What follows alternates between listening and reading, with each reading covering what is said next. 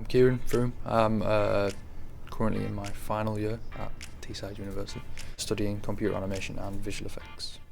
The idea behind this project is an FX piece, so I want to look at Houdini primarily, and then a little bit of Python scripting as well, to try and create one shot that matches reference to the spatial launch, and another piece that's a tool to help FX artists. Houdini's obviously it's a software we're learning here. It's just for simulation, so smoke, fire, water simulations, or wind. So the tool's just to aid in simulating trees from SpeedTree and having dynamic forces on them, so gravity, wind, and being able to like hit them with things if you want to, or whatever you want to do with it. It's going to be my main project this year, to try and just match real world reference. So I had a little video clip of the space shuttle launch and was just trying to match things up to that and trying to just get it as close as I could.